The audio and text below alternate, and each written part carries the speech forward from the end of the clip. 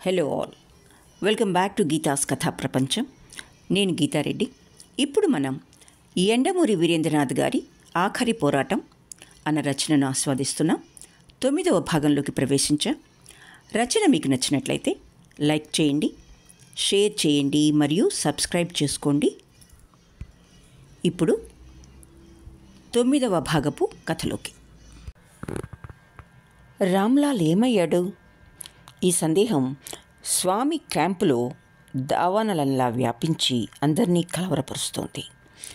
ఆశ్రమం నుంచి బయటకు వెళ్ళిన సంగతి తెలుసు, తరువాత ఏమయ్యాడో తెలియడం లేదు. అతడు తన స్వంత పనుల మీద కొన్ని రోజుల పాటు కనబడకుండా పోవడం మామూలే, కానీ స్వామి తలపెట్టిన కార్యక్రమం అతి దగ్గరగా ఉన్న ఈ సమయంలో అతడు ఇలా మాయమవడం ఆశ్చర్యంగా ఉంది. స్వామి తాలూకు మనుషులు ఇలా కలవరపడుతున్న సమయానికి అక్కడ రామ్లాల్ పైకప్పు కేసి చూస్తూ ఆలోచిస్తున్నాడు. భవిష్యత్ శూన్యంగా కనబడుతూ ఉంది. 2 కాళ్ళు లేకుండా తను ఇక స్వామికి ఏ విధంగానూ ఉపయోగపడలేడు. ఇన్నాళ్ళు చేసిన సేవ గురించి స్వామి ఓ 25 లక్షల దాకా ఇవ్వచ్చు. తన దగ్గర ఒక 50 లక్షల దాకా ఉంది. శేష జీవితమంతా ఆ డబ్బుతో రిటైర్డ్ లైఫ్ గడపాలి. అంతలో అతడికి ప్రవల్లిక అన్న మాటలు గుర్తుకొచ్చాయి. ఎల్లుండి ప్రొద్దున అనంతానంత స్వామికి ఫీలర్ పంపిస్తాను రామ్లాల్, నువ్వు మీ రహస్యాలన్నీ మాకు చెప్పేయదలుచుకున్నావని. స్వామి నమ్మడు, కానీ తను వీలైనంత తొందరగా తన వాళ్ళని చేరుకోవాలి. కనీసం తను ఇక్కడున్నాడన్న విషయం తన వాళ్ళకి ముందు తెలియజేయాలి. పోలీస్ కస్టడీలోకి వెళ్ళాక తప్పించుకోవడం కష్టం, ముఖ్యంగా కాళ్ళు లేకపోయాక. కాళ్ల సంగతి గుర్తుకు రాగానే అతడి మనసుని తిరిగి శూన్యత ఆవరించింది. ఒక్క అనుమానం మాత్రం తీరలేదు. ప్రవల్లిక డిపార్ట్మెంట్ నుంచి సస్పెండ్ అయిందని తెలుసు.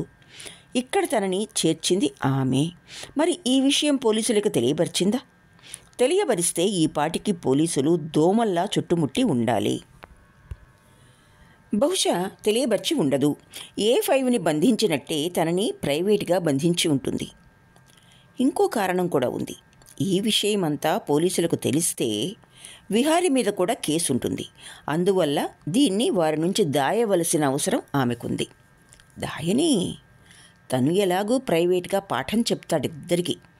కావలసిందల్లా ఇక్కడి నుంచి బయటపడ్డమే.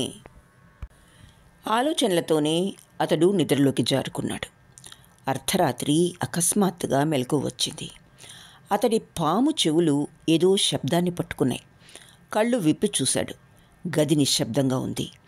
ఆసుపత్రి వాసన వరండాలో నుంచి లోపలికి వస్తూ ఉంది.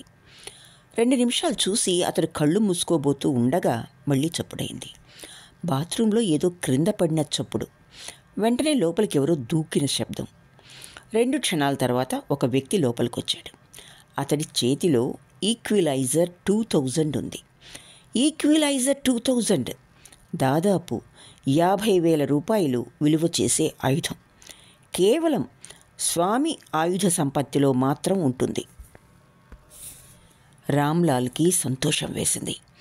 తనని తప్పించడానికి తన మనుషులొచ్చారు. అతడు నవ్వుతూ తన అనుచరుడి వైపు చూశాడు. నోటికి జుట్టుకి అడ్డంగా గుడ్డ కట్టుకోవటం వల్ల పోలిక తెలియటం లేదు. నన్నిక్కడి నుంచి తీసుకెళ్ళటానికి ఏమి ఏర్పాట్లు చేశారు అని అడిగాడు గుస్సగుస్సగా.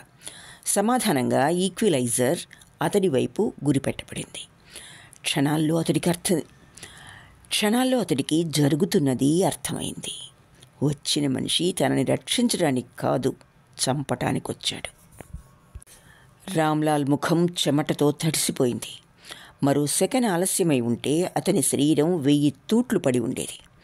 ఈ లోపులో తలుపు దగ్గర చప్పుడైంది. గుమ్మం దగ్గర విహారీ నిలబడున్నాడు. అతడి చేతిలో సైలెన్సర్ చప్పుడు చేయకుండా పేలింది. అవతలి వ్యక్తి చేతిలో ఈక్విలైజర్ క్రింద పడింది. మరోసారి పిస్తోల్ పేలబోయే టైంలో ఆ వ్యక్తి చప్పున వచ్చిన వైపు పరిగెత్తాడు. బాత్రూమ్ అవతల జీప్ స్టార్ట్ చేసిన శబ్దం వినిపించింది. అందులోకి ఎవరో దూకిన చప్పుడైంది. అంతా క్షణాల్లో జరిగిపోయింది. విహారీ టాయిలెట్లోకి వెళ్ళి చూసొస్తూ, బాస్టర్డ్, తప్పించుకున్నాడు అన్నాడు. రామ్లాల్ అతడి వైపు కర్కశంగా చూశాడు. తనని అవిటివాడిని చేసిన మనిషి అతడు. అయితే విహారిలో ఈ రకపు శత్రుత్వం ఏమీ కనబడలేదు. కుర్చీ లాక్కుని దగ్గరగా కూర్చున్నాడు. నీ కాళ్ళు విరగ్గొట్టింది నేనే.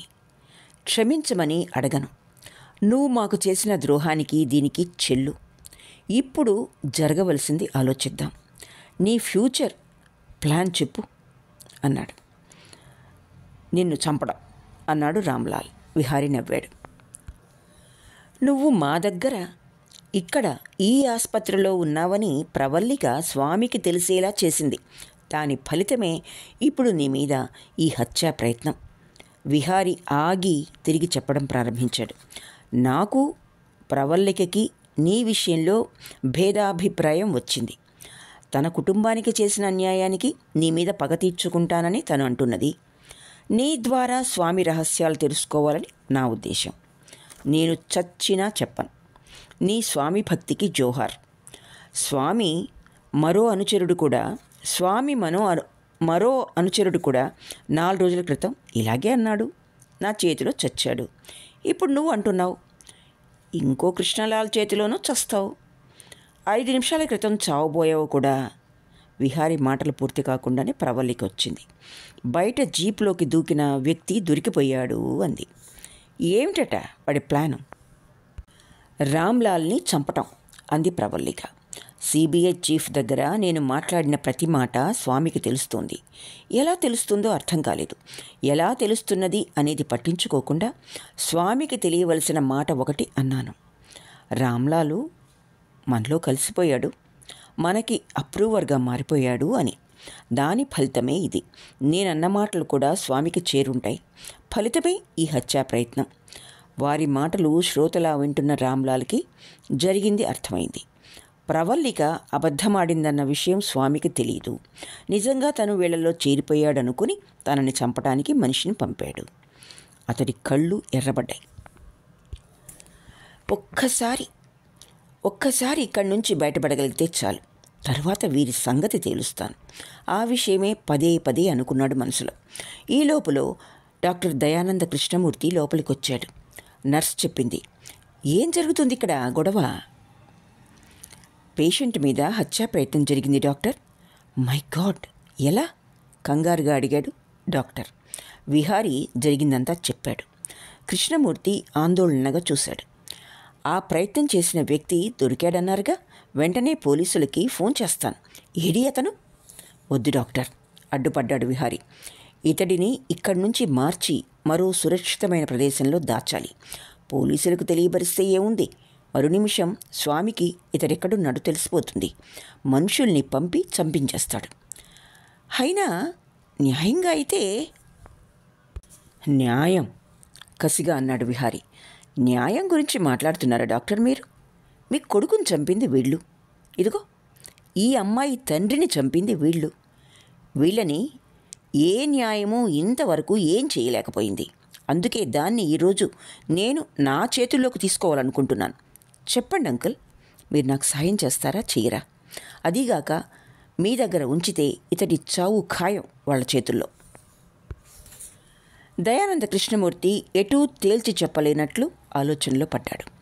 ఇద్దరూ అతడి వైపే చూస్తున్నారు. రామ్లాల్ దృష్టి బల్ల మీద ఉన్న పిస్టల్ మీద పడింది. విహారీ పేల్చిన పిస్టల్ అది. అతడు చురుగ్గా ఆలోచించాడు. ఆసుపత్రిలో ఉంటే పోలీసుల ఇంటరాగేషన్, చిత్రహింసలు తప్పవు. విహారీ తీసుకెళ్తే పాత కక్షలు తీర్చుకుంటాడు. తన మనుషులతో ప్రమాదం ఎప్పుడూ పొంచి ఉంటుంది. తన వాళ్ళ దగ్గరికి వెళ్ళిపోవడం క్షేమం. వాళ్ళు తనని అపార్థం చేసుకున్న మాట నిజమే. కానీ తను వెళ్ళి వీళ్ళు ఆడిన నాటకం సంగతి, తను ఎటువంటి పరిస్థితుల్లోనూ రహస్యాలు బయట పెట్టబోడన్న సంగతి స్వామికి తెలియబరిస్తే చాలు. శేష జీవితం సుఖంగా గడిచిపోతుంది. ఒకసారి తన వాళ్ళని చేరుకుంటే ఆ తర్వాత విహారికి ఇంతకు ఇంత జవాబు చెప్పొచ్చు. ఈ ఆలోచనతో రామ్లాల్ మెరుపులా చెయ్యి సాచి బల్ల మీద పిస్టల్ తీసుకుని డాక్టర్కి గురిపెట్టాడు. విజయ గర్వంతో నవ్వుతూ, ఇప్పుడు మీరందరూ నా చేతుల్లో ఉన్నారు. విహారీ, వెళ్ళి ఫోన్ తీసుకురా. నేను అర్జెంటుగా స్వామితో మాట్లాడాలి. నా కోసం మా వాళ్ళు వాహనం తెచ్చే వరకు ఎవరి స్థానాల్లో వాళ్ళు కదలకుండా నిలబడండి. విహారీ, వెళ్ళి ఫోన్ తీసుకురా అన్నాడు. విహారీ కదల్లేదు. తొందరగా ఆజ్ఞాపించాడు. విహారీ డాక్టర్ వైపు చూశారా అంకుల్, ఇతను ఎలాంటి వాడో గమనించారా? పాము కన్నా భయంకరమైనవాడు. అతని మీద జాలి చూపించడం, ఇతన్ని చట్టం పరిధిలో ఉంచాలనుకోవడం అనవసరం. ఇతనికి సరైన జవాబు చెప్పగలిగేది, ఇతనితో బేరం పెట్టగలిగేది నేనొక్కడినే అంటూ రామ్లాల్ దగ్గరకు వచ్చాడు. ఆగక్కడే అరిచాడు రామ్లాల్.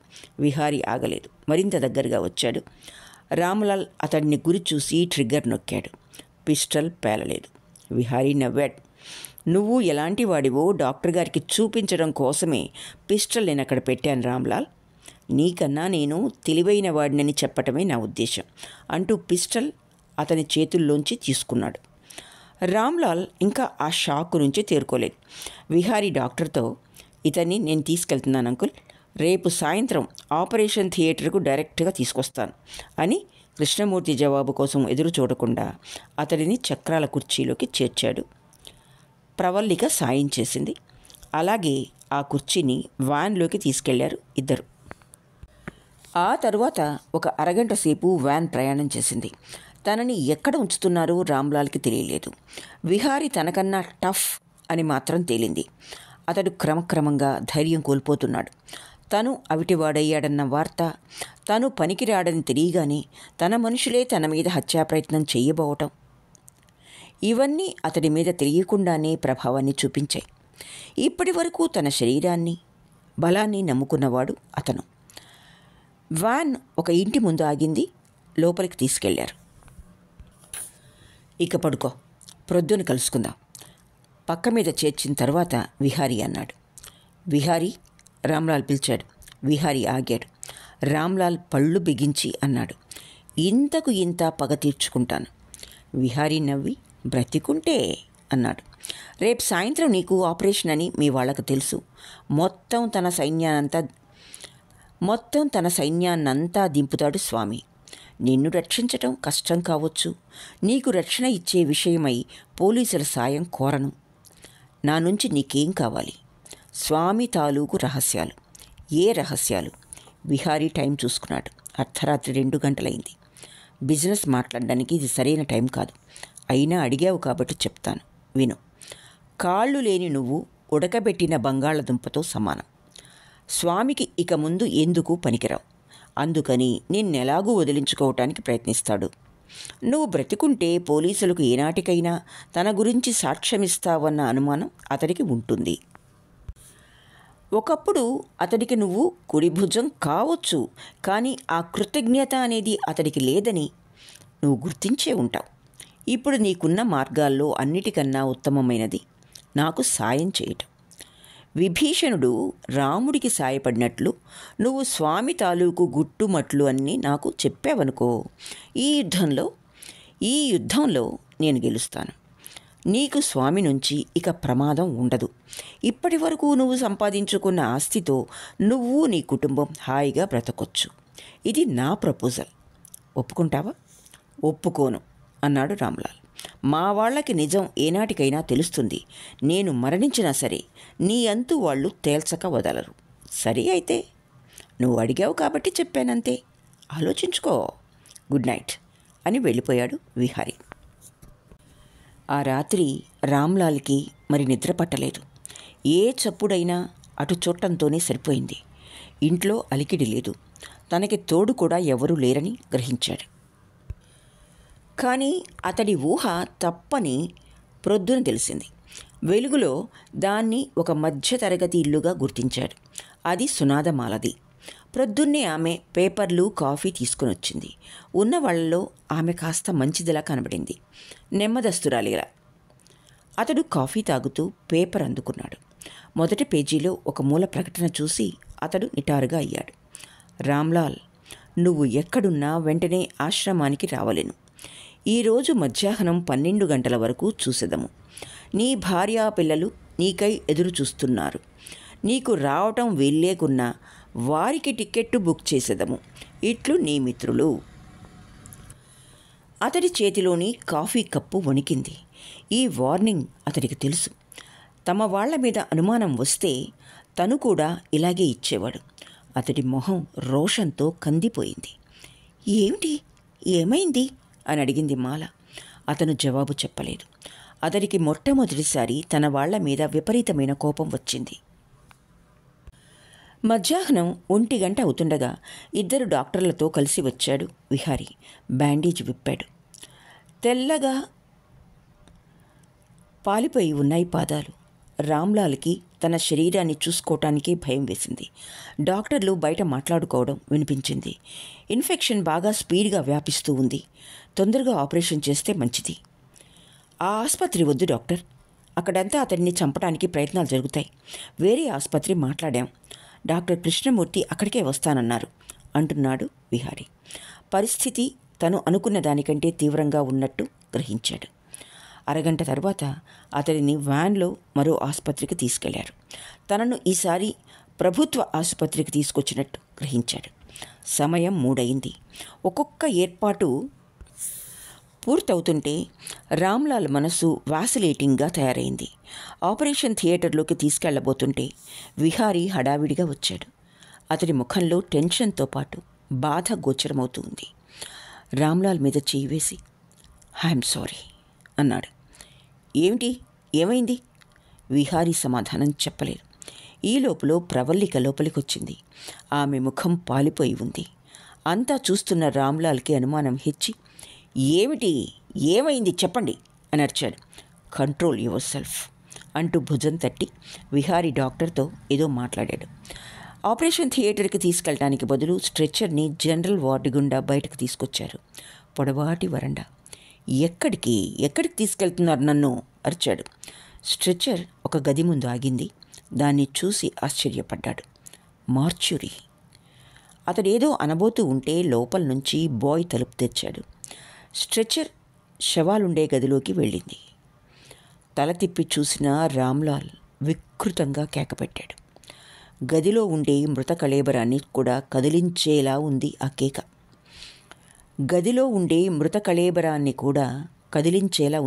కేక. మార్చురీ టేబుల్ మీద వరుసగా 3 శవాలున్నాయి. అతడి భార్య, 2 కొడుకులు. 12 వరకు చూసి టికెట్ బుక్ చేసేదము అన్న మాటలకి అర్థం చెప్తున్నట్టు 3 శరీరాలు బుల్లెట్ గుళ్ల గాయాలతో పైన కప్పిన దుప్పటిని కూడా తడిపేశాయి. స్ట్రెచర్ మీద నుంచి లేవబోతున్న రామ్లాల్ని బలవంతంగా నొక్కి పట్టాడు విహారీ.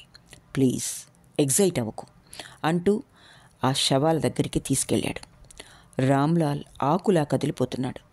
అతడికి భార్యా పిల్లలంటే వల్లమాలిన ప్రేమ.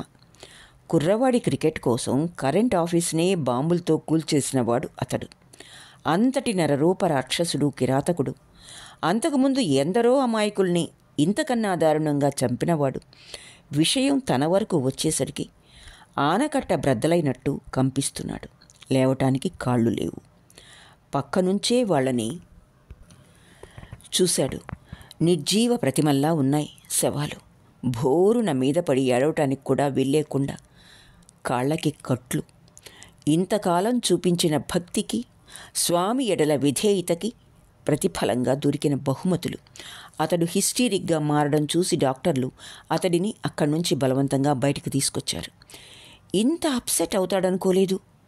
ఆపరేషన్ మరో 2 రోజులు వాయిదా వేస్తే మంచిదేమో అంటున్నాడు డాక్టర్. విహారీ రామ్లాల్ మీద చేవేసి ఐఎమ్ సారీ. మనిద్దరికీ మధ్య శత్రుత్వం ఉన్నమాట నిజమే, కానీ మన పోరాటంలో అనవసరంగా ఈ అమాయకులు బలి అవుతారు అనుకోలేదు.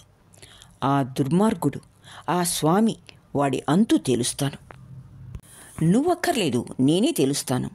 ఈ నిస్సహాయ స్థితిలో నువ్వేమీ చేయలేవు రామ్లాల్. నేను నీకు ముందు నుంచి చెప్తూనే వస్తున్నాను. నేను నిన్ను వదిలిన మరుక్షణం ప్రమాదం అని. ఇక నీ వాళ్ళకి ఏ విధంగానూ పనికిరావు. నువ్వు బ్రతకాలంటే స్వామిని నిర్వీర్యం చేయటం తప్ప మరో మార్గం లేదు. స్వామి గురించి నీకు తెలిసిందంతా చెప్పు, మిగతాది నేను చూసుకుంటాను. ఏం చెప్పాలి అన్నాడు రామ్లాల్. అతడి కంఠం నూతిలోంచి వచ్చినట్టు ఉంది. ఒకప్పటి పొగరు, బింకం, ధైర్యం లేవిప్పుడు. సర్వశక్తులు ఉడిగిన వాడిలా ఉన్నాడు. జపాన్ నుంచి వచ్చే ఓడకు అనంతానంత స్వామికి ఏమిటి సంబంధం? మధ్యలో గోల్డెన్ ఐలాండ్ దగ్గర ఆయుధాలు షిప్లోకి చేర్చబడతాయి. విజయదశమి రోజున దాదాపు 20 లక్షల మంది భక్తులకి స్వామి ఉపన్యాసం ఇవ్వబోతున్నాడు. ఆ ఉపన్యాసాన్ని పరమేశ్వరం తయారు చేస్తున్నాడు. మతము, చట్టము, ప్రస్తుత చట్టం ద్వారా ఒక మతస్థులకు జరుగుతున్న అన్యాయం ఆ ఉపన్యాసంలో వివరంగా చెప్పబోతున్నాడు. అన్నీ సత్యాలే, కానీ ఆ ఉపన్యాసం వింటే మనకు ఇంత అన్యాయం జరుగుతూ ఉందా అని ఎవరికైనా అనిపించేలా, రెచ్చగొట్టేలా ఉంటుందది. ఆ ఉపన్యాసం క్యాసెట్లు దేశమంతా ఉచితంగా పంచుతారు. 2 కోట్ల రూపాయలు దానికోసం ఖర్చు పెడతారు. ప్రభుత్వం కూడా దీన్ని ఏమీ చేయలేదు. ఆ తరువాతే అసలు గొడవ మొదలవుతుంది. ఏం జరుగుతుంది? దేవాలయాల్లోకి కొబ్బరికాయల్లాంటి బాంబులు స్మగిళ్లు చేయబడతాయి. ఆ ప్రేలుళ్లతో మత కల్లోలాలు ప్రారంభమవుతాయి. అదే సమయానికి ఒక గ్యాడ్జెట్ ఢిల్లీలో పేలుతుంది. కొన్ని దేశాల నాయకులు మరణిస్తారు. కేవలం ఆయా దేశాల జోక్యం కోసమే ఇది జరుగుతుంది. ఈ లోపల దేశంలో సెక్యులరిజం పోయి అరాచకత్వం మొదలవుతుంది. స్వామి అత్యున్నత పీఠం అధిష్ఠించి తనే నిర్దేశకుడిగా ప్రకటించగానే ప్రక్క దేశాలు అతన్ని గుర్తిస్తాయి. ఒక అగ్రరాజ్యం క్షణాల మీద తన సేనని పంపుతుంది. ఒక సిబిఐ ఆఫీసర్గా ప్రవల్లిక ఎన్నో కేసుల్ని చూసింది. డబ్బు కోసం, అధికారం కోసం ఎన్నో ఎత్తులు వేసిన వారిని, మోసం చేసిన వారిని చూసింది. కానీ ఈరోజు రామ్లాల్ చెబుతున్నది వింటుంటే ఆమె శరీరం జలధరించింది. ఆమె స్వామి మీద రిపోర్ట్ తయారు చేసిన మాట నిజమే, కానీ ప్రమాదం ఇంత దగ్గరలో ఉందని ఊహించలేదు. ఈరోజు విహారీ ఈ పని చేయకపోయి ఉంటే చాప కింద నీరులా ప్రమాదం దేశమంతా వ్యాపించి ఉండేది. ఆమె మెదడు పాదరసం కన్నా వేగంగా ఆలోచిస్తూ ఉంది. ఈ కొద్ది సమయంలో స్వామిని ఎలా ఎదుర్కోవడం? ఆయుధాలు తీసుకొస్తున్న ఓడని బంధించవచ్చు. దానివల్ల స్వామికి ఏమీ నష్టం జరగదు. అంతకన్నా భయంకరమైన ఆయుధం స్వామి చేతుల్లో ఉంది. దాని పేరు మతం. అతడి ఉపన్యాసాన్ని కానీ, అతడి పనులని కానీ ప్రభుత్వం ఏ విధంగానూ ఎదుర్కోలేదు. కొన్ని కోట్ల మంది ప్రజల సున్నితమైన సెంటిమెంట్ని రెచ్చగొట్టేలా ఆ ఉపన్యాసాన్ని పరమేశ్వరం తయారు చేస్తాడు అనటంలో సందేహం లేదు. ఒక మత ప్రవక్తని అరెస్ట్ చేసే ధైర్యం ప్రభుత్వానికి లేదు. విహారీ మాటలకి ఆమె ఈ లోకంలోకి వచ్చింది. నువ్వు చెప్పిందంతా సాక్ష్యాధారాలతో ధృవీకరించగలవా రామ్లాల్? విహారీ అడుగుతున్నాడు. నా దగ్గర సాక్ష్యాలు ఏమీ లేవు. నాకు తెలిసిన ఇంకొక విషయం ఏమిటంటే, ఎవరైనా పరీక్షకు వస్తున్నారంటే క్షణాల్లో ఆ దీవి పరిస్థితిని మార్చేసే ఏర్పాట్లు అక్కడున్నాయి. అక్కడ కూడా సాక్ష్యాలేవి దొరకవు. ఈ స్వామి గురించి సాక్ష్యాలు ఎవరు ఇవ్వగలరు? పరమేశ్వరం ఇవ్వగలడు. ఇంకా సూర్యారావు ఇవ్వగలడు. నువ్వు ఒక సాయం చేస్తే, ఒక అబద్ధం చెప్తే సూర్యారావు మనలో కలిసిపోతాడు. ఏం చెప్పాలి అన్నది ప్రవల్లిక చెప్తుంది. నేను వెళ్ళి అతనితో ఫోన్ చేయిస్తాను. అతను కూడా ఈ ఆసుపత్రిలోనే ఉన్నాడు. ఈ ఆసుపత్రిలోనా? అవును. అతనికి గుండెపోటు వచ్చింది. నీ అంత ధైర్యమైన వాడు కాదనుకుంటాను. పదవి పోయేసరికి తట్టుకోలేకపోయాడు అంటూ విహారీ అక్కడి నుంచి కదలపోయాడు. విహారీ పిలిచాడు రామ్లాల్. విహారీ ఆగి ఏమిటన్నట్లు చూశాడు. ఆ స్వామిని నేను నా స్వహస్తాలతో చంపాలి. విహారీ నవ్వి, ఆ పని కోసం ఇప్పటికే 2 కాచుకొని ఉన్నాం. క్యూలో నువ్వు 3వ వాడివి. సూర్యారావు కూడా తోడైతే అతడు 4వ వాడు అనేసి బయటకొచ్చాడు. సూర్యారావుకి స్పృహ వచ్చి నెమ్మదిగా కళ్ళు విప్పాడు. గది నిశ్శబ్దంగా ఉంది. ఎక్కడున్నాడో తెలియక కదులుతుంటే గుండెల దగ్గర వైర్ తగిలింది. అదిరిపడ్డాడు. ప్రక్కనే కార్డియోగ్రాఫ్లో చుక్క పైకి కిందికి కదులుతూ గుండె కొట్టుకోవడాన్ని సూచిస్తూ ఉంది. తను ఎక్కడున్నాడో తెలిసింది.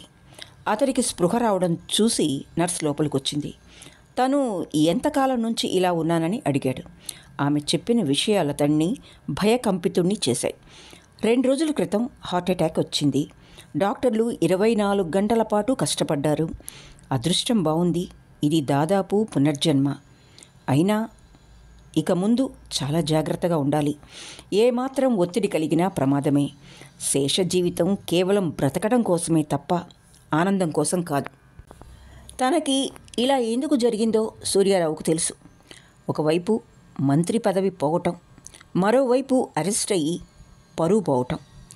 దానికి కారణం మీ అనంతానంత స్వామి అన్నాడు విహారీ. ఇప్పుడే విషయమంతా కనుక్కున్నాను. మీరు ఒప్పందం మీద సంతకం పెట్టడం ఒకరోజు ఆలస్యం చేసేసరికి స్వామి అగ్గి మీద గుగ్గిలమయ్యేవాడట. తనెంత పవర్ఫుల్ మనిషో, కావాలనుకుంటే ఏం చేయగలడో తెలియజెప్పడం కోసం ఒక అమ్మాయిని పంపి మీ ప్రతిష్ట మంట కలిపాడు. నిజమా అన్నాడు సూర్యారావు. అవును, నాకప్పుడే అనుమానం వచ్చింది. మీ కూతుర్ని నేను పంపేసిన తర్వాత ఈ బ్లాక్ మెయిలర్ ఎవరా అని అనుకున్నాను. అదిగాక 5-10 వేల కోసం కిడ్నాప్ చేయటం ఏమిటని కూడా అనుకున్నాను. మరుసటి రోజు పేపర్లో చదివాను మీ పదవి పోవటం, గుండెపోటు రావటం, ఈ సంగతులన్నీ. స్వామి ఇదంతా చేశాడని నిశ్చయంగా నీకెలా తెలుసు? రామ్లాల్ చెప్పాడు. సూర్యారావు అదిరిపడ్డట్టు కార్డియోగ్రాఫ్ సూచించింది. రామ్లాల్ నీకెలా తెలుసు అని అడిగాడు. అతడు కూడా ఇదే ఆసుపత్రిలో ఉన్నాడు. పాపం అతడికి కూడా చాలా ఘోరమైన అన్యాయం జరిగింది. అతడి నోటి వెంటే వినండి అంటూ ఫోన్ చేశాడు. దాదాపు 10 నిమిషాలు ఇద్దరూ ఫోన్లో మాట్లాడుకున్నారు. అంతసేపు విహారీ నిశ్శబ్దంగా ఉన్నాడు. సూర్యారావు ఫోన్ పెట్టేస్తూ, ఈ స్వామికి తన మీద తనకు నమ్మకం ఎక్కువైపోయింది అన్నాడు. విహారీ జవాబు చెప్పలేదు. మళ్ళీ అతనే, నేనంటే ఎక్కువగా రాజకీయం చూసుకునేవాడిని. రామ్లాల్ అలా కాదు, నమ్మిన బంటులా పనిచేశాడు. అటువంటి వాడి ఫ్యామిలీని మొత్తం చంపేశాడంటే వాడు స్వామి కాదు, యముడు. అటువంటి యముడు కొద్ది రోజుల్లో ఈ దేశపు నియంత కాబోతున్నాడు. మీరు అతడి దగ్గర తిరిగి మంత్రి అయినా మేం ఆశ్చర్యపోము. ఆత్మాభిమానం ఉన్నవాడెవ్వడు అలా చెయ్యడు. ఆ స్వామి దగ్గర నేను చాలా సంవత్సరాలు పనిచేశాను. వాడి క్రింద పనిచేయటం కష్టం. విహారికి అర్థం కాలేదు. ఆత్మాభిమానం ఉన్నవాడు పనిచేయటం కష్టం అంటాడు, మళ్ళీ తను చేశానంటాడు. ఈ రాజకీయాలు తనకు అర్థం కావు. ఆ విషయం ఒప్పుకున్నట్లు, స్వామి ఆటలు సాగనివ్వకుండా మనం ఏం చేయగలం అన్నాడు. ఏమైనా చేయగలం. కుర్రవాడివి, నీకు రాజకీయం గురించి అంతగా తెలియదు. ఒక గొడవ వచ్చి విడిపోయాక అప్పటి వరకు కలిసి పనిచేసిన వారి మీద బురద జల్లటాన్ని రాజకీయం అంటారు. చిన్న సంతకం పెట్టడం ఒక్కరోజు ఆలస్యమైందని ఆ బూతు మాట. ఆ కొడుకు మళ్ళీ ఒక స్త్రీలింగ బూతు మాటని పంపి నా మంత్రి పదవిని పోగొడతాడా? రేప్ కేసు బనాయించి నన్ను అరెస్ట్ చేయిస్తాడా? ఈ ఎదవకి రూపాయి నోట్లతో అభిషేకం చేయించిన కృతజ్ఞత కూడా లేదు.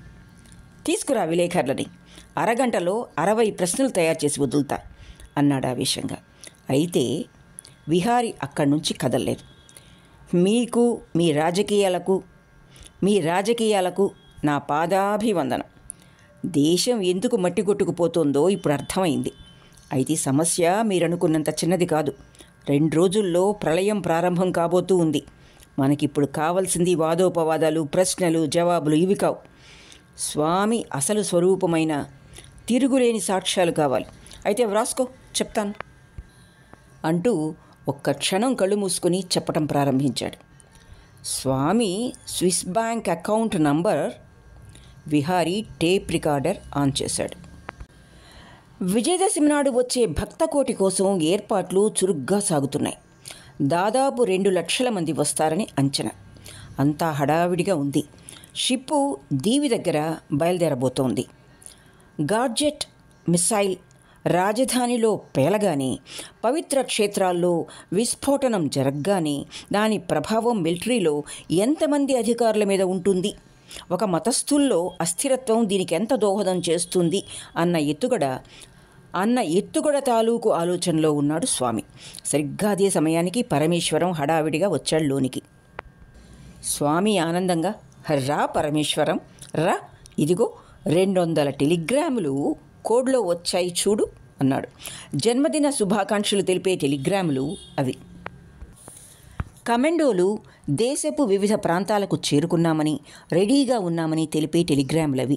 ఇక్కడ స్వామి ఏ మతస్థులనైతే ఉద్దేశించి మాట్లాడాడో అదే మతస్థుల్ని మూకుమ్మడిగా వేర్వేరు రాష్ట్రాల్లో చంపి అస్థిరతాభావాన్ని కల్పించడం కోసం ఈ ఉగ్రవాదులు వివిధ ప్రాంతాలకు చేరుకున్నారు. స్వామి తాలూకు ఆనందాన్ని పరమేశ్వరం గుర్తించలేదు. ప్రమాదం జరిగిపోయింది. సూర్యారావు పేపర్ స్టేట్మెంట్ ఇచ్చాడు అన్నాడు. స్వామి భృకుటి ముడిపడింది. ఏమని అడిగాడు. మొత్తం అంతా, ఏ విదేశీ బ్యాంకుల్లో మనకు ఎంత ఉన్నది, గోల్డెన్ ఐలాండ్లో జరుగుతున్న కార్యకలాపాలు, రేపటి ఉపన్యాసం ఉద్దేశం ఏమిటి, జపాన్ నుంచి రాబోతున్న షిప్ గురించి. స్టాప్ ఇట్ అరిచాడు స్వామి. అసలు ఇదంతా ఎలా జరిగింది? సూర్యారావు ఎందుకిలా చేశాడు? ఆవేశంతో వణికిపోతున్నాడు స్వామి. అతడు అంతలా కదిలిపోవటం ఇంతకు ముందెప్పుడూ చూడలేదు. ప్రళయకాల యముడిలా ఉన్నాడు. సూర్యారావు సంతకం పెట్టడానికి ఒక్కరోజు ఆలస్యం చేశాడు. దాంతో మనకి కోపం వచ్చినట్టు అతడికి భ్రమ కలిగించాడు విహారి. తరువాత ఒక అమ్మాయిని పంపి అతడి పదవి పోగొట్టించాడు. ఆ అమ్మాయిని పంపింది మనమే అని అనుమానం వచ్చేలా చేశాడు. దాంతో సూర్యారావు రెచ్చిపోయి అంతా చెప్పేశాడు. ఇప్పుడు మరేం చెయ్యాలి? స్వామి పెదాలు ఆవేశంతో వణుకుతున్నాయి. మొహం కందగడ్డలా తయారైంది. వానపాము అనుకున్న విహారి చూస్తుండగానే దుప్పట్లో మిన్నాగయ్యాడు. అది ఇరిటేషన్. పరమేశ్వరం ఆలోచిస్తున్నాడు. తెలివితేటలు, ఎత్తులకు పై ఎత్తులు అన్నీ పరమేశ్వరానికి సంబంధించిన విభాగం. రేపటి పేపర్లలో ఇదంతా వస్తుంది. రాకుండా చెయ్యాలి. వీలైతే నగరంలో ఉన్న అన్ని వార్తా సంస్థల మీద ఒకేసారి దాడి జరపాలి. మనమంటూ 2 పత్రికలు ఎలాగూ ఉన్నాయి. మన గురించి ఎవరో ఎక్స్ మినిస్టర్ చెప్తే అన్నీ వేసెయ్యరు. రుజువులు కూడా ఇచ్చుంటాడు. ఆ రుజువులేమిటో తెలుసుకోవాలి. వాటిని వార్తా సంస్థల నుంచి వెనక్కి తిరిగి సంపాదించాలి. కావలిస్తే మారణహోమం చేసినా సరే ఆ పావుల్ని నాశనం చెయ్యాలి. అదంతా ఈ రాత్రికే జరగాలి. 1-2 చిన్న పేపర్లు ప్రచురించినా పెద్ద పత్రికల్ని కంట్రోల్ చేయాలి. సూర్యారావు నోరు శాశ్వతంగా మూసేయాలి. పరమేశ్వరం కళ్ళు మూసుకొని ఆలోచిస్తూ చెప్పుకుపోతున్నాడు. అన్నిటికన్నా ముఖ్యంగా ప్రజల్లో బాగా నమ్మకం పెంచుకోవాలి. దీనికోసం వీలైతే విజయదశమి నాడు ప్రజల ముందు అగ్ని ప్రక్షాళనం జరిగేలా చూసుకోవాలి. అగ్ని ప్రక్షాళనమా? మన జాతికి, మన మతానికి జరుగుతున్న అన్యాయానికి ప్రతీకగా ఆ రోజు మీరు అగ్నిలో ప్రవేశించి అగ్నిలో స్నానం చేసి బయటకు వస్తారు. చాలా సింపుల్గా యజ్ఞవేదిక మీద విశాలమైన మంట ఏర్పాటు చేసి మధ్యలో కృత్రిమమైన రెడ్ ఫ్యూమ్ సృష్టించి మీరు లోపల 1-2 నిమిషాలుండి రావచ్చు. చూసే అనంతకోటి ప్రజలకు మీరు తమ కోసం అగ్ని ప్రవేశం చేసి వచ్చినట్టే భ్రమ కలుగుతుంది. క్రింద నుంచి ఆ ఏర్పాట్లు నేను చేయిస్తాను. దాంతో భారతదేశమంతా మీ ఖ్యాతి రెట్టింపవుతుంది. మీరు దివ్య పురుషుడిగా అవతారమెత్తుతారు. మిలిటరీని చెప్పు చేతల్లోకి తీసుకోవటానికి ఇది బాగా ఉపయోగపడుతుంది. స్వామి సంతృప్తి చెందాడు. గుడ్, ఈ ఏర్పాట్లని నువ్వు చెయ్యి అంటూ లేచాడు. నేను ఇప్పుడే ఆసుపత్రికి మన మనుషుల్ని విలేకరుల రూపంలో పంపిస్తాను. ఇంకో గంటలో సమావేశం ఉంది. సూర్యారావు విలేకరులని ఆహ్వానించాడు. రామ్లాల్ ఎక్కడున్నాడు? ఇటువంటి సమయంలో మాయమయ్యాడేమిటి? ఇంట్లో కనుక్కున్నాను. 2 రోజుల నుంచి ఇంటికి కూడా రాలేదట. అతడి భార్య చెప్పింది. ఈ గొడవలో నీ కొడుక్కి ప్రమాదం ఏర్పడకుండా చూడు. నాకతడు ప్రాణాలతో కావాలి. అతడు మామూలుగా మరణించడం నాకు ఇష్టం లేదు. పరమేశ్వరం తల ఊపి అక్కడి నుంచి వెళ్ళటానికి సంసిద్ధుడయ్యాడు. అన్నట్టు ఇది ఎలా జరిగింది? హఠాత్తుగా స్వామి అన్నాడు. పరమేశ్వరం ఆగాడు. సూర్యారావుకి కేవలం మన ఆర్థికపరమైన విషయాలు మాత్రమే తెలుసు. టెర్రరిజం గురించి అన్ని వివరాలు తెలియవు. సూర్యారావుకి గోల్డెన్ బీచ్ గురించిన వివరాలు వగైరా తెలియవు. ఇంత వివరంగా బయటపడ్డాయంటే తమలో అతి ముఖ్యమైన వ్యక్తి అవతల పక్షానికి చేరవేసి ఉండాలి. అతనెవరు? రాత్రి 11 అయింది. రామ్లాల్ నిద్రపోవటం లేదు. అతడికి భార్య పిల్లలు కూడా గుర్తురావటం లేదు. ఆ వేడి తగ్గిపోయింది. తన ప్రాణాల గురించిన సమస్య ఎక్కువైంది. ఒకప్పుడైతే ప్రపంచం మొత్తం ఎదురైనా భయపడేవాడు కాదు, కానీ ఇప్పుడు పరిస్థితి వేరు. కదలలేడు. ఆపరేషన్ పోస్ట్పోన్ అయింది. ఆ టెన్షన్లో ఆపరేషన్ వద్దని డాక్టర్ దయానంద కృష్ణమూర్తి అన్నాడు. మార్చురీలో భార్యా బిడ్డలు అలాగే ఉన్నారు, శవాలై. ఇంకొక 3 రోజుల్లో స్వామి నిర్వీర్యం అయిపోతాడని, ఆ తర్వాత భయం ఉండదని విహారి చెప్పాడు. కొన్ని రోజుల పాటు అజ్ఞాతవాసం తప్పదు అన్నాడు. కానీ స్వామి ఎంత పవర్ఫుల్ మనిషో రామ్లాల్కి తెలుసు. విహారి లాంటివాడు అతన్ని ఎదుర్కోలేడు. ఆపరేషన్ అవగానే జాగ్రత్తగా తన డబ్బు తీసేసుకుని ఏదైనా విదేశానికి పారిపోవాలి. విహారి చెప్పిన దానిలో కొంతవరకు నిజం ఉంది. తనకి చాలా రహస్యాలు తెలుసునని వాళ్ళకు తెలుసు. బ్రతకనివ్వరు. ఈ లోపులో విహారి చెప్పినట్లు స్వామి అణగారిపోతే అసలు గొడవే లేదు. అదృష్టవశాత్తు తన దగ్గర జీవితాంతం ఏ కష్టమూ లేకుండా బ్రతికేటంత డబ్బు ఉంది. ఆలోచిస్తూనే కళ్ళు మూసుకున్నాడు. 12 అయింది.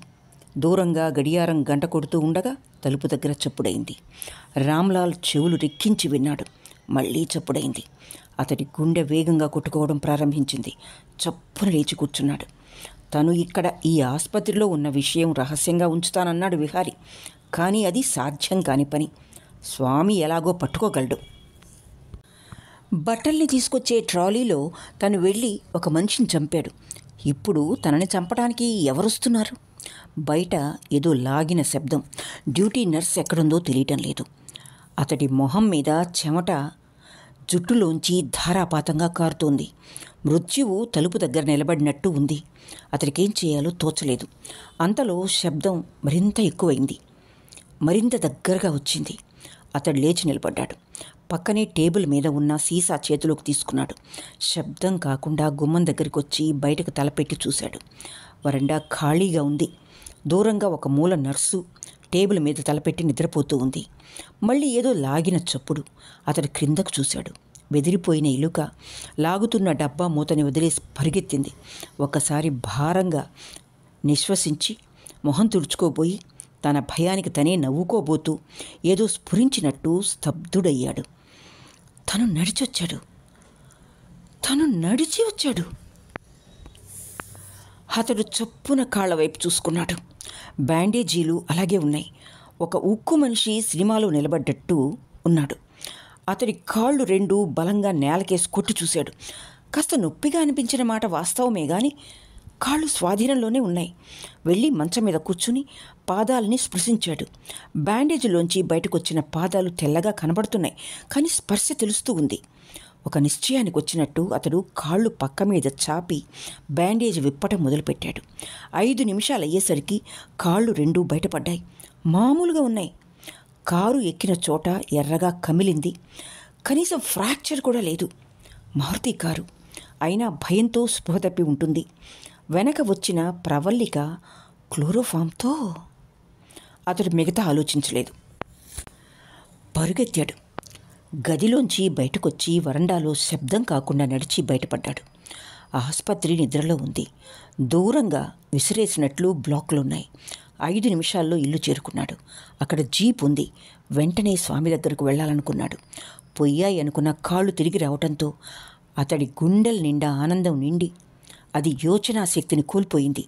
తన నుంచి రహస్యాలు రాబట్టాక విహారి ఇక తన కాళ్ల గురించి పట్టించుకోలేదన్న విషయం రామ్లాల్ గుర్తించలేదు. తన వాళ్ళని కలుసుకోవటానికి తొందరపడుతున్నాడు. ఇంటి ముందు తాళం వేసి లేదు. తనింట్లో ఇంత అర్ధరాత్రి ఎవరున్నారు అని ఆశ్చర్యపోతూ తలుపు కొట్టాడు. అతడి భార్య తలుపు తీసింది.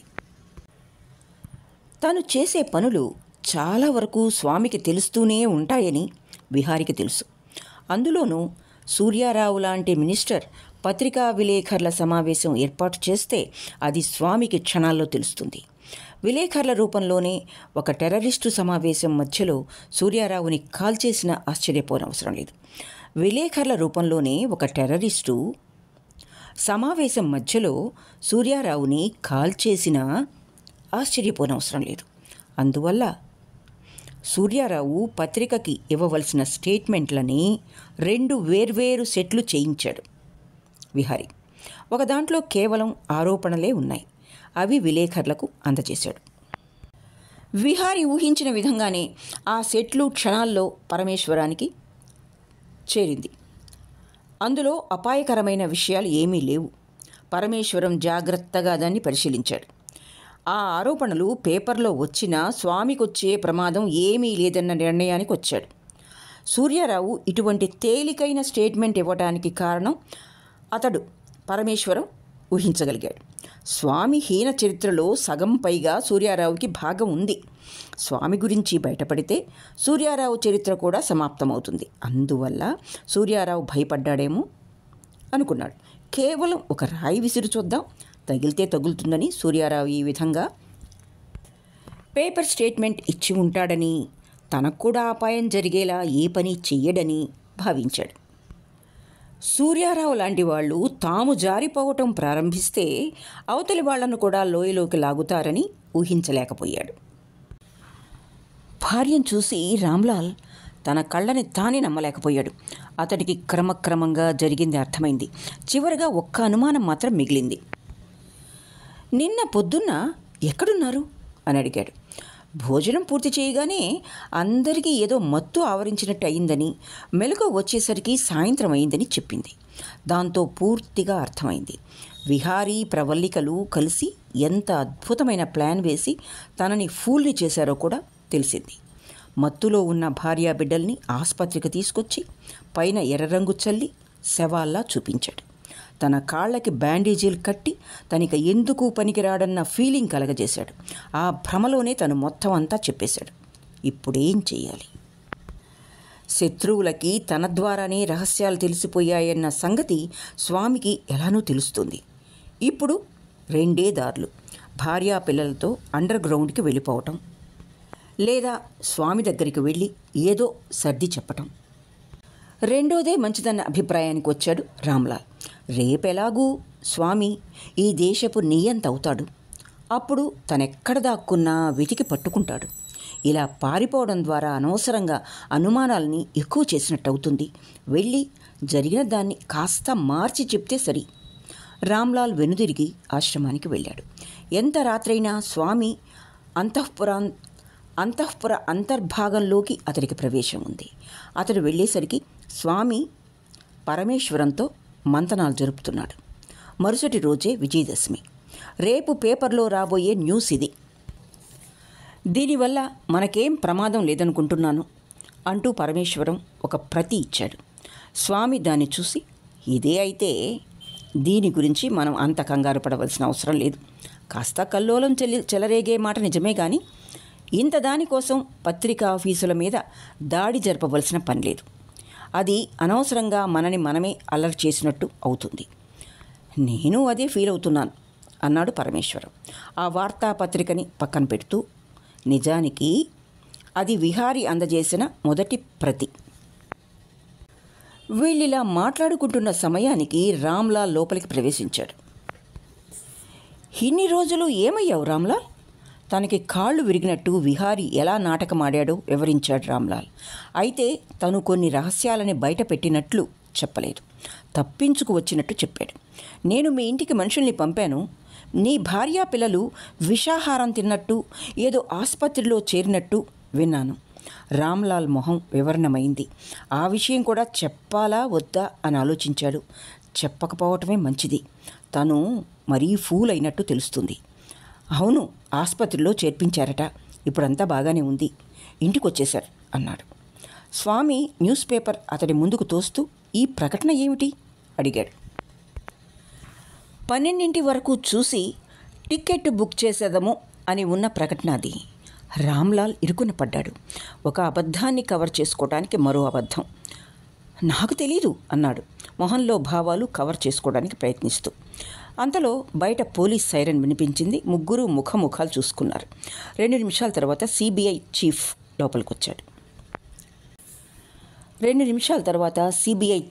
లోపలికొచ్చాడు. అర్ధరాత్రి మిమ్మల్ని డిస్టర్బ్ చేస్తున్నందుకు క్షమించండి స్వామి. రామ్లాల్ని అరెస్ట్ చేయడానికి వచ్చాను. ఏ నేరం మీద? పరమేశ్వరం అడిగాడు ముఖం చిట్లిస్తూ. పరబ్రహ్మ స్వరూపమైన స్వామివారికి వ్యతిరేకంగా ఎన్నో దారుణమైన ఆరోపణలు చేశాడు. ఏదో దీవిలో ఆయుధాల ఫ్యాక్టరీ కూడా ఉందని చెప్పాడు. పైనుంచి ఉత్తర్వులు వచ్చాయి, ఇంట్రాగేట్ చేయమని. స్వామి కళ్ళు విస్ఫులింగాలయ్యాయి. వాటికే గాని శక్తి ఉంటే రామ్లాల్ అక్కడే మసి అయిపోయి ఉండేవాడు. ఇప్పుడు అర్థమైంది గోల్డెన్ ఐలాండ్ రహస్యాలు ఎవరి ద్వారా బయటపడ్డాయో. నేను చెప్పటం ఏమిటి, నాకేమీ తెలీదు అన్నాడు రామ్లాల్ కంగారుగా. డాక్టర్లు, విహారీ, మానిక్, డిప్యూటీ అందరి దగ్గర నువ్వు మాట్లాడింది రికార్డ్ అయింది రామ్లాల్. స్వామి లాంటి దేవుడి మీద నువ్వు చేసిన ఆరోపణల్లో నిజమెంతో కనుక్కోమని విహారీ ఆ క్యాసెట్ని పై అధికారులకు పంపాడు. అందువల్లే ఇంత అర్ధరాత్రి నా ఆరాధ్య దైవాన్ని డిస్టర్బ్ చేయవలసి వచ్చింది. పద అన్నాడు చీఫ్. రామ్లాల్ పరిస్థితి ఇరుకున పడ్డట్టయింది.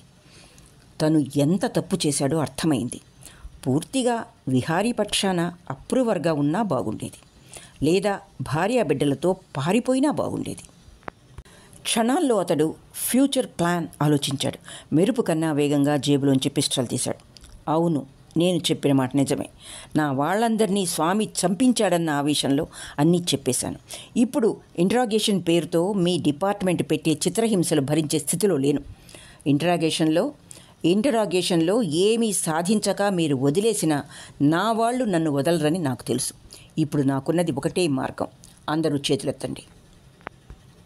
ఈ ఆకస్మిక చర్యకి స్వామి తప్ప అందరూ నిశ్చేష్టులయ్యారు. ఈ పరిణామాన్ని ముందే ఊహించినట్టు స్వామి నిర్మలంగా ఉన్నాడు. గోల్డెన్ ద్వీపం గురించిన విశేషాలు బయటకొచ్చినప్పుడే స్వామి అనుమానం తన ముఖ్య అనుచరుల మీదకు వెళ్ళింది. అది రామ్లాల్ అని ఇప్పుడు తేలింది. రామ్లాల్ పరమేశ్వరం కణతకి పిస్టలాంచాడు. ఇతడు నాతో వస్తాడు. నేను ఈ ఊరు నుంచి బయటపడేదాకా నాతో ఉంటాడు. మీరు ఏమాత్రం ప్రయత్నం చేసినా ఇతని ప్రాణాలు పోతాయి అంటూ పరమేశ్వరాన్ని ద్వారం వైపు తోసుకెళ్ళాడు. పోలీస్ అధికారులు, చీఫ్ అచేతనులై చూస్తున్నారు. స్వామి పెదవుల మీద చిరునవ్వు కదలాడింది. రామ్లాల్ పరమేశ్వరాన్ని తీసుకుని బయటకు వెళ్ళబోతూ ఉండగా జరిగిందా సంఘటన. కనురెప్పపాటులో అయిపోయింది. స్వామి ఏం చేశాడో తెలీదు. దాదాపు 100 కిలోల బరువుగల షాండ్లియర్ పైకప్పు మీద నుంచి జారింది. ఆకాశం నుంచి పడే పిడుగు వేగంతో అది నేలను తాకింది. మధ్యలో రామ్లాల్ నలిగిపోయాడు. అతడి తల నిలువుగా పగిలి నోటి నుంచి కేక కూడా రాకముందే ప్రాణం పోయింది. నేలంతా గాజు అద్దాలు చెల్లాచెదురయ్యాయి. ఆ గదంతా నిండిన శబ్ద ప్రకంపనాలు ఎంత ధైర్యవంతుడి గుండెనైనా భయకంపితుణ్ణి చేసేట్లున్నాయి. ఆ తరువాత వ్యాపించిన నిశ్శబ్దం మరింత భయంకరంగా ఉంది. పరమేశ్వరం దిగ్భ్రాంతుడై నిలబడిపోయాడు. రామ్లాల్ తాలూకు రక్తం అతడి మొహం మీద చుక్కలుగా చిమ్మింది. పూలు జల్లినట్టు ఎదుటి శవం మీద రక్తంతో తడిసిన గాజు పెంకులు మెరుస్తున్నాయి. అంతా క్షణాల్లో జరిగిపోయింది. చివరి క్షణంలో చూశాడతను పైనుంచి షాండ్లియర్ జారటాన్ని. పిస్తోల్ మీద ఏకాగ్రత నిలిపిన రామ్లాల్ దాన్ని చూసుకోలేదు. అది జారే సమయానికి సరిగ్గా దాని క్రిందకొచ్చాడు. మృత్యువు అంత సమీపంగా రావటాన్ని చూడటం పరమేశ్వరానికి అదే మొట్టమొదటిసారి. అంతకు కొన్ని క్షణాల ముందే అన్ని సంవత్సరాలు కలిసి పనిచేసిన రామ్లాల్ తన స్వంత ప్రాణం రక్షించుకోవడం కోసం పిస్టల్తో భయపెట్టి తనని తీసుకెళ్లాలనుకోవటం పెద్ద షాక్. షాండ్లియర్ పడటం స్వామి ఏర్పాటేనని పరమేశ్వరానికి తెలుసు. రామ్లాల్ తప్పించుకోవడం తన ప్రెస్టేజీకి సంబంధించిన విషయంగా భావించి అక్కడికక్కడే మరణాన్ని ఏర్పాటు చేశాడు స్వామి. పోలీసులకు ఎప్పటికైనా దొరికిపోయి రహస్యాలు చెప్పేస్తాడేమోనన్న భయం కూడా ఉండవచ్చు. అది కాదు పరమేశ్వరం ఆలోచిస్తున్నది. రామ్లాల్ని బలిపెట్టడం కోసం తన ప్రాణాలు పోయినా కూడా పర్వాలేదనుకున్నాడా స్వామి? లేక తనని రామ్లాల్ బారి నుంచి తప్పించడానికి ఇలా చేశాడా? తను పోయినా పర్వాలేదు, రామ్లాల్ మాత్రం బ్రతకూడదు అనే నిర్ణయంతో స్వామి గాని ఇలా చేసి ఉంటే అది మరింత పెద్ద షాక్. స్వామి మాత్రం నిర్వికారంగా ఉన్నాడు. రామ్లాల్ దగ్గరికి వచ్చి పరీక్షించి చూశాడు. అప్పటికి సిబిఐ చీఫ్ కూడా తేరుకున్నాడు. జరిగింది యాదృచ్ఛికమని అతడికి నమ్మకం కలగలేదు. అప్పటికే రామ్లాల్ చెప్పిన దాన్ని బట్టి స్వామి మీద అనుమానం కలిగింది. తన గుండుని తడుముకున్నాడు. ఏదో తెలియని కసి, ప్రవల్లిక తనను చూసి నవ్వుతున్నట్టు అనిపించింది. చేతుల్లో దొరికిన బలమైన సాక్ష్యం జారిపోయింది. ఏమీ నిరూపించలేడు. అసలు ఇదంతా తనకి సంబంధం లేదని, యాదృచ్ఛికమని అంటాడు స్వామి. అన్నాడు కూడా. చేసిన పాపానికి మనిషి భూమి మీదే కర్మఫలం అనుభవించాలంటారు. ఈ రామ్లాల్కి ఇంత దారుణమైన చావు రాసిపెట్టి ఉన్నది కాబోలు. లేకపోతే ఇంత బలమైన షాండ్లియర్ అలా జారిపడ్డం ఏమిటి? ఇప్పుడేం చేస్తారు చీఫ్? పోనీ ఇతడితో పాటు ఇంకెవరైనా ఉన్నారా అన్నాడు స్వామి. లేరు అన్నాడు చీఫ్ కసి అణుచుకుంటూ. లేరా? Bad luck. ఇప్పుడేం చేస్తారు? చీఫ్ జవాబు చెప్పలేదు. చెప్పడానికి ఏం లేదు. రామ్లాల్ శవాన్ని పోస్ట్ మార్టం చేయటం, యాక్సిడెంటల్ డెత్గా ఫైల్ మూసేయటం, అంతే చేసేది. శవాన్ని ఫోటోలు తీశారు. ఆ తతంగం అరగంటలో పూర్తయింది. అంబులెన్స్లో శవాన్ని తీసుకెళ్ళిపోయారు. అయిపోయింది. చీఫ్ ఇంటిలో ప్రవేశించగానే పూజ గదిలోకి వెళ్ళాడు. రామ్లాల్ మరణం అతన్ని వెంటాడుతోంది. ప్రవల్లిక ఇచ్చిన క్యాసెట్లో మాటలు ఇంకా వినబడుతున్నాయి. రామ్లాల్ చెప్పిందంతా నిజమైతే స్వామి లాంటి భయంకరమైన మేకవన్నె పులి దేశంలో మరొకడు ఉండడు. గది అల్మరాలో దేవుడి ముందు దీపం వెలుగుతోంది. తనలాంటి వాళ్ల మనసుల్లో అది వెలిగితే ఎంత బాగుండును. డబ్బు కోసం కొంతమంది, పదవీ కాంక్షతో కొంతమంది తప్పుదారులు పడితే తనలాంటి వాళ్ళు మూఢభక్తితో అంతకన్నా అపాయకరమైన ఆఫీసర్లుగా తయారవుతున్నారు. చేతులు జోడించి భగవంతుడా నన్ను క్షమించు అనుకున్నాడు మనసులో. తాయెత్తు కనబడింది. మోచేతి పైన దండకి స్వామి కట్టి ఉన్నది. దాన్ని లాగి పటం ముందు విసిరేసి బయటకొచ్చాడు. హడావుడి అంతా పూర్తయ్యాక తమ రహస్య ఛాంబర్లో స్వామి పరమేశ్వరం కూర్చుని ఉన్నారు. ఏం పరమేశ్వరం, అంతా పెద్ద క్రిమినల్ లాయర్వి, నువ్వే ఇంకా జరిగిన దానిలోంచి తేరుకోలేదనుకుంటాను. పరమేశ్వరం నవ్వాడు. నిజమే, అంతా అదోలా అయిపోయింది. రామ్లాల్ నిన్నే అడ్డం పెట్టుకుని బయటపడతాడనుకోలేదు. డామిట్, స్వామి ద్రోహి, తగిన శాస్తి జరిగింది. వాడు గాని పోలీసుల బారి పడి ఉంటే 2 నిమిషాల్లో అన్నీ చెప్పేసి ఉండేవాడు. పరమేశ్వరం, మన పునాది కాస్త కదులుతున్నట్లు అనిపిస్తూ ఉంది నాకెందుకో. రేపే విజయదశమి. మనం ఏర్పాటు చేసిన హోమ ప్రవేశంలో ఇక మీకు తిరుగులేదని నేను అనుకుంటున్నాను. మనం ఏర్పాటు చేసిన హోమ ప్రవేశంతో ఇక మీకు తిరుగులేదని నేను అనుకుంటున్నాను. కొన్ని లక్షల మంది అక్కడికి చేరుకోవచ్చు. కొందరికైనా అనుమానం రాదా? గొడవ చెయ్యరు కదా? పరమేశ్వరం నవ్వాడు. కొన్ని లక్షల మందికి సంబంధించిన విషయంపై కొద్దిమంది గొడవ చేయటం అనేది ప్రజాస్వామ్యం మొదలైన రోజు నుంచి ఉంది. అదే ప్రజలకి ఇంట్రెస్ట్. తిట్టించుకోవడం కూడా పాపులారిటీలో ఒక భాగమని నాయకులు ఎప్పుడూ గ్రహించారు. కొన్ని లక్షల మంది ఎన్నుకోబడిన ఒక పార్టీ ప్రతినిధులు, కొన్ని లక్షల మందిచే ఎన్నుకోబడిన ఒక పార్టీ ప్రతినిధులు అసెంబ్లీలో, పార్లమెంట్లో మరికొన్ని లక్షల మందిచే ఎన్నుకోబడిన మరొక పార్టీ ప్రతినిధుల్ని తిడితే, ఇద్దరు వేర్వేరు సభల్లో ఒకరినొకరు తిట్టుకుంటే కొన్ని కోట్ల మంది ప్రజలు నోట్లో వేలేసుకుని చూడటం మనకి కొత్త కాదు. ప్రజల్లో ఈ అజ్ఞానం పెరిగినంతకాలం మనకేం పర్వాలేదు. అంతవరకు ఎందుకు? నన్ను లుచ్చా అన్న మంత్రి పరమలుచ్చా. నేను మంత్రిగా ఉన్నప్పుడు నా సహచరుడిగా ఉంటూ 10 కోట్లు తినేయటం నాకు తెలుసు అంటాడు పార్టీ నుంచి బయటకొచ్చిన మరో మాజీ మంత్రి. సదరు మాజీ మంత్రి తమ పార్టీలో ఉన్నప్పుడే 20 కోట్లు తినేశాడు అంటాడు అధికారంలో ఉన్న మరో మంత్రి. మొత్తం మీద ఇద్దరు మంత్రులు కలిసో విడివిడిగానో ఒకేసారి 30 కోట్లు తిన్నామని వాళ్లే చెప్పుకుంటూ ఉండగా, ఇద్దరినీ కలిసో విడివిడిగానో చెప్పు పెట్టి కొట్టక వాళ్ళ సభలకి హాజరవటం మన ఉబుసుపోకతనాన్ని సూచించడం లేదు? మన దినపత్రికల వార్తల్ని విభాగాలుగా విడగొడితే కామర్స్, ఎకనామిక్స్, ఇండస్ట్రీ, ప్రగతి అన్నీ కలిసి 10% కన్నా ఎక్కువ ఉండవు. 90% పనికిరాని పాలిటిక్స్ ఉంటాయి. వాడిని వీడిని వాడు ఎలా తిట్టుకుంటున్నారో వ్రాసి పత్రికాధిపతులు సొమ్ము చేసుకుంటున్నారు. ఇదంతా పొలిటికల్ అవేర్నెస్ అని మీరు అనొచ్చు. ఎంత మాత్రం కాదు. నేను వివరించి చెప్తానుండండి. ఒక నియోజకవర్గంలో 100 మంది ఓటర్లు ఉన్నారనుకోండి. అందులో 20 మంది డాక్టర్లు, 20 మంది గుమస్తాలు, 20 మంది వ్యాపారస్తులు, 20 మంది టీచర్లు, 20 మంది రచయితలు ఉన్నారనుకోండి. వారందరూ కలిసి 100% ఓట్లు వేసి ఏకగ్రీవంగా ఎన్నుకున్న అధినేత ఆ ప్రాంతాన్ని అభివృద్ధి చేద్దామన్న ఉద్దేశంతో గుమస్తాలు 10ంటికి ఆఫీస్కు రాకపోయినా, టీచర్లు ప్రైవేటు ట్యూషన్లు చెప్పినా, డాక్టర్లు ప్రైవేట్ ప్రాక్టీస్ పెట్టినా కఠిన శిక్షలు వేస్తామని, వ్యాపారస్తులు మోసం చేసిన, రచయితలు సెక్స్ వైలెన్స్ మీద వ్రాసిన ఉరిశిక్ష వేస్తామని ఆర్డినెన్స్ జారీ చేశారనుకోండి. మరుసటి ఎన్నికల్లో అతడికి ఒక్కటంటే ఒక్క సీటు రాదు.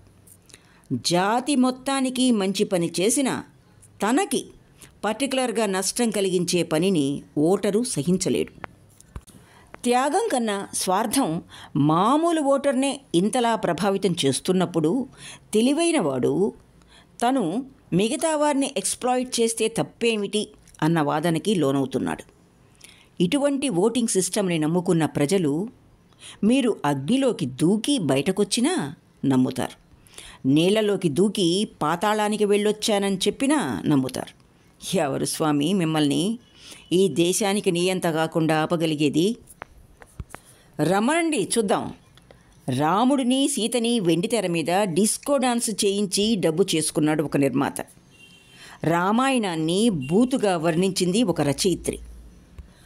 సెక్యులరిజం ప్రాతిపదికగా నిర్మితమైన మన దేశంలో మరి ఏ మతాన్నైనా, మరి ఏ మతపు దేవుణ్ణైనా దమ్ముంటే ఒక్క మాట అనమనండి చూద్దాం. అదే పాయింట్ని మీరు ఈ క్షణం క్యాష్ చేసుకోబోతున్నారు. పోనివ్వండి స్వామి, ఈ దేశాన్ని, ఈ ప్రజల్ని మట్టిగొట్టుకుపోనివ్వండి. కనీసం ఈ బూడిదలోంచైనా ఒక క్రొత్త ప్రజ ఉద్భవిస్తుందేమో చూద్దాం. అతడి గొంతు ఆవేశంతో వణికింది. ఎందుకో తెలియకుండా కళ్ళు అశ్రుపూరితాలయ్యాయి. ఆలోచించగలిగితే దాని వెనుక కారణం కూడా బోధపడుతుంది. నలుగురిలో 2 జారిపోయారు. పదవి పోవటంతో ఒకరు, ప్రాణభయంతో ఒకరు పోయారు. ఇక తనొక్కడే మిగిలాడు. తెలివి ఎప్పుడు విషయాన్ని అనలైజ్ చేస్తుంది. చెయ్యనంతకాలం పర్వాలేదు, చెయ్యటం మొదలు పెడితే అంతా బాధే. అందుకే జ్ఞానము దంతము వచ్చేటప్పుడు బాధ పెడతాయి అన్నాడు ఒక రచయిత. అతనికి దుఃఖం కలుగుతోంది, ఫ్రస్ట్రేషన్ కలుగుతోంది. అతడు అంత ఆవేశపడటం, పరమేశ్వరం అంతగా ఆవేశపడటం, అంతలా మాట్లాడటం ఎప్పుడూ చూడని స్వామి ఆశ్చర్యాన్ని మనసులోనే దాచుకుని అతడి భుజం తడుతూ, సర్లే చాలా రాత్రయింది, ప్రొద్దున్నే కలుసుకుందాం అంటూ వెళ్ళిపోయాడు. ఇక్కడితో యండమూరి వీరేంద్రనాథ్ గారి ఆఖరి పోరాటం 9వ భాగం పూర్తి అయింది. మరి ఒక్క భాగంతో ఈ రచన పరిసమాప్తమవుతుంది. ఆలకించినందుకు ధన్యవాదాలు.